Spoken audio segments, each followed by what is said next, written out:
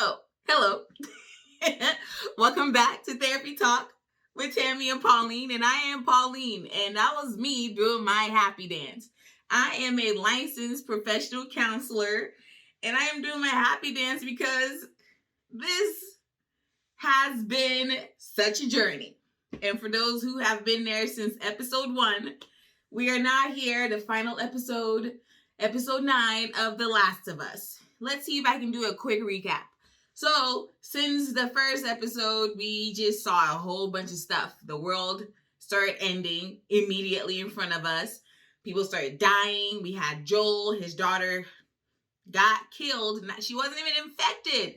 And we got to follow Joel 20 years later. He's found himself in this new place, and he has met someone named Tess.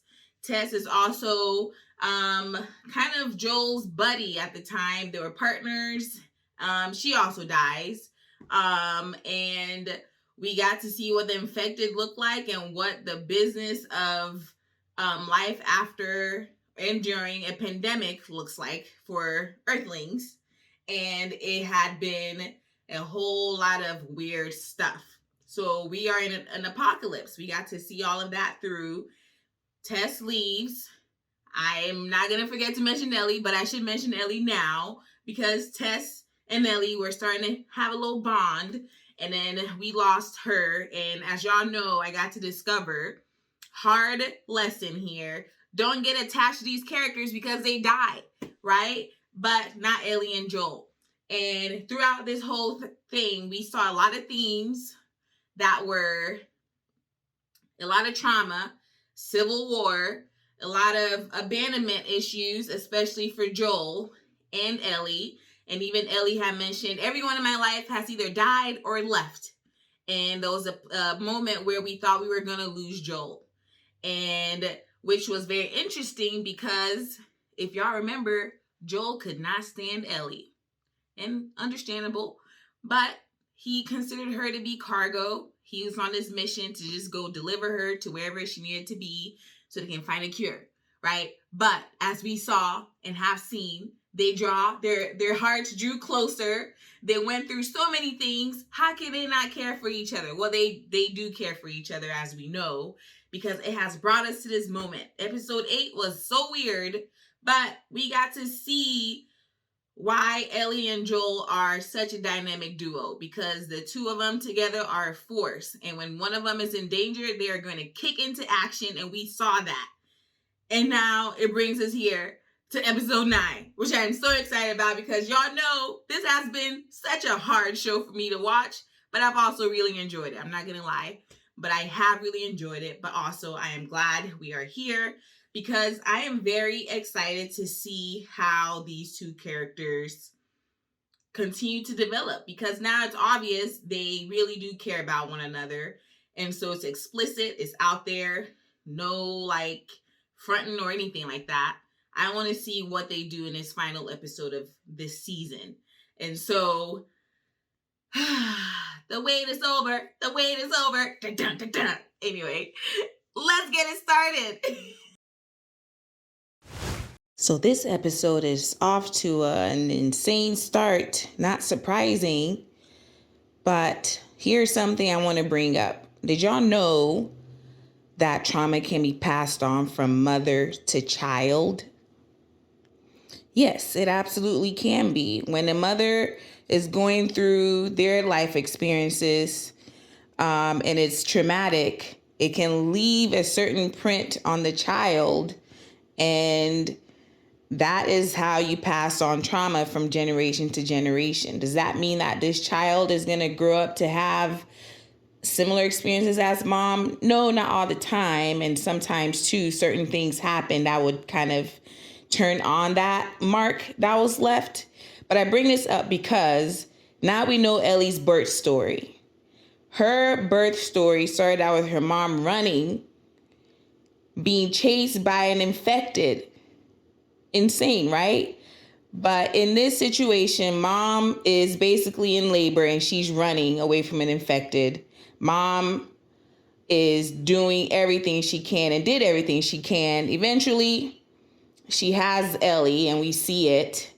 and in a way in which mom gets fights off this infected who's like attacking her while she's in labor.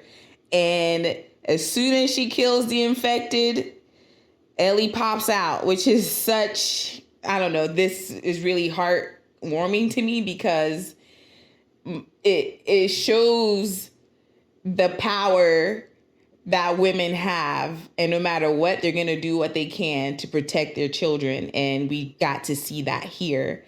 But also, what's really moving for me is how, still, here's the thing, how things get passed on generationally. Here's another thing. We've seen Ellie from the beginning look like such a fighter. We also see her as defiant, of course, but here's something that we can see that she could have possibly also received from her mom, which is that fighter gene in her, because we saw Ellie, especially in episode 8, go insane to save her life, but also to, basically save Joel's too.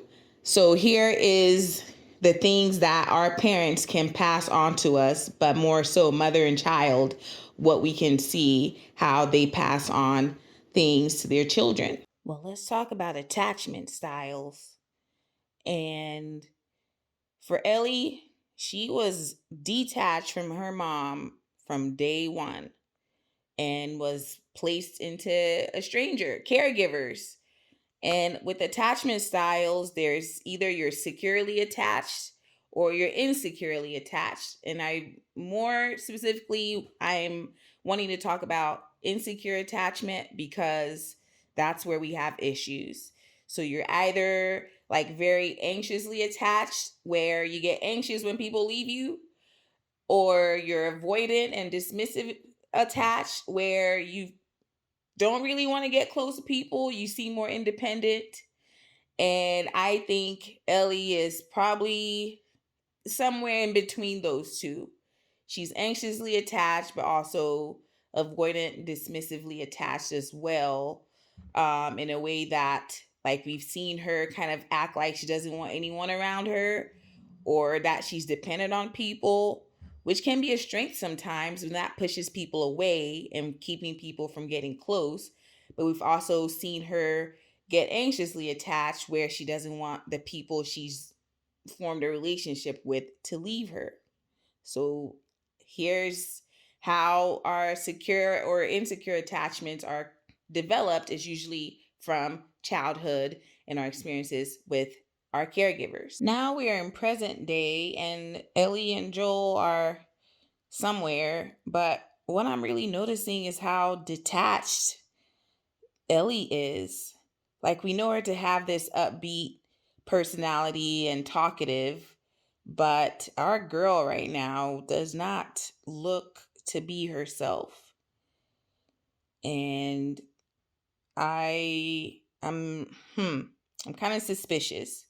Also, you can see Joel trying to cheer her up, and he doesn't really seem to want to dig, but I don't know. I mean, he may have tried and she may have kind of dismissed him, but let's see. I think Ellie may be depressed. I think we're seeing her in a depressive episode. That's what I'm going to say. But let's see what else shows up. Well, here's why I'm saying it. Let me explain.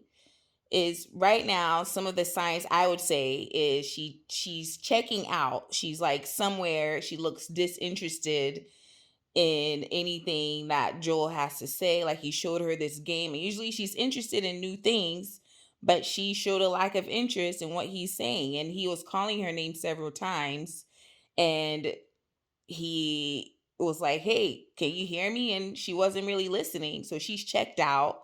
So she's not really focused on the present or in the present.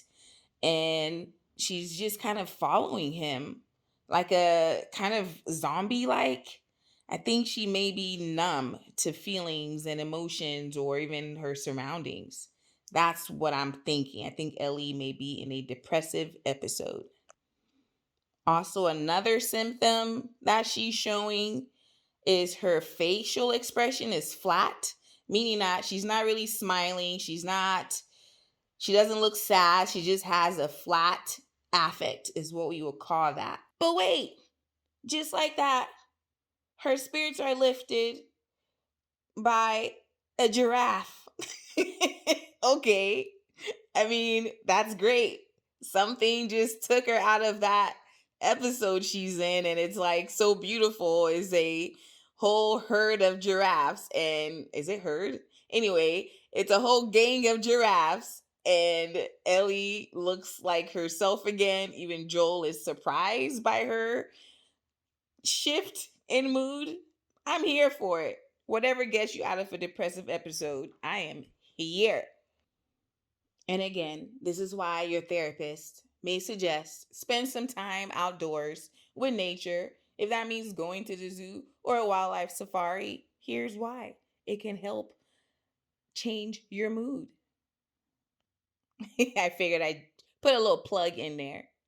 Well, speaking of depressive symptoms, it Joel has disclosed something here, and again, characters are developing and they're getting deeper and having these conversations with each other. But Joel basically shared with Ellie that he did try to end his life when Sarah, his daughter, passed away, like the day after, and it didn't work out. He did attempt, and what he just shared was that, well, he didn't say it, but what Ellie was gonna say, what or did say, was that, oh, time heals all wounds, and he said no, time didn't do it. And they had this moment where they looked at each other, and basically I think what Joel was saying is, you came into my life and healed this pain I was experiencing, and it got quiet and awkward for both of them. But then Ellie said, well, I'm glad you're here, because look at these two. I am going to call them the dynamic duo, because they have done and went through a lot together to get to this point. You go, Ellie. You go, Joel. Keep having these deep and meaningful conversations. And Joel just shed a tear. So, plot twist. Ellie and Joel made this entire journey only for her to be basically slaughtered to create treatment for this virus.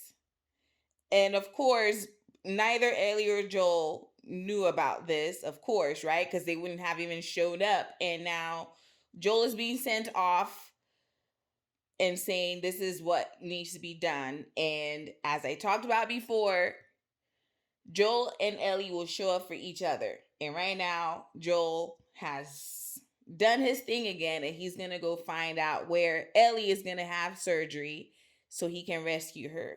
Because that's, this is their bond at this point. They've been through way too much to come to this kind of conclusion.